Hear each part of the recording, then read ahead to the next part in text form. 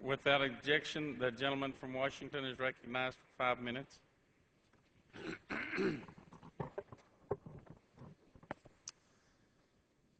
As the dust settles, Mr. Speaker, on the Capitol today, I read an article called Waterloo by President George W. Bush speechwriter David Frum. I think it sums up nicely what we just witnessed, and I want to share some excerpts with you. He began, "Conservatives and Republicans today suffered their most crushing legislative defeat since the 1960s. It's hard to exaggerate the magnitude of the disaster. Conservatives may cheer themselves that they'll compensate for today's unexpected vote with a big win in November 2010 elections. But first, it's a good bet that conservatives are overly optimistic about November. By then, the economy will have improved and immediate goodies in the health care bill will be reaching key voting blocks. Second, so what? Legislative majorities come and go. The health care bill is forever. Now comes the hard lesson. A huge part of the blame for today's disaster attaches to conservatives and Republicans themselves. At the beginning of this process, he says, we made a strategic decision, unlike, say, Democrats in 2001, when President Bush proposed his first tax cut. We would make no deal with the administration, no negotiations, no compromise, nothing.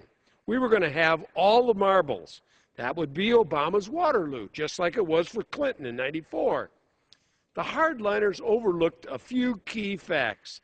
Obama was elected by 53% of the vote, not Clinton's 42%. The liberal bloc within the Democratic Congressional Caucus is bigger and stronger than it was in '93, '94. And of course, the Democrats also remember their history and also remember the consequences of the failure of 1994. This time, when we went for all the marbles, we ended up with none. No illusions, please. This bill will not be repealed. Even if Republicans scored a 1994-style landslide in November, how many votes could they muster to reopen the donut hole and charge seniors more for prescription drugs? How many votes to reallow insurers to rescind policies when they discover a pre-existing condition? How many votes to banish 25-year-olds from their parents' insurance coverage? And even if the votes were there, would President Obama sign such a repeal?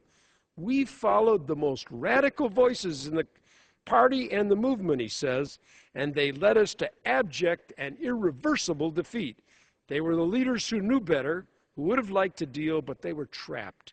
Conservative talkers on Fox and talk radio whipped the Republican voting base with such a frenzy that deal-making was rendered impossible. How do you negotiate with somebody who wants to murder your grandmother? Or, to be more exact, with someone whom your voters have been persuaded to believe your grandmother?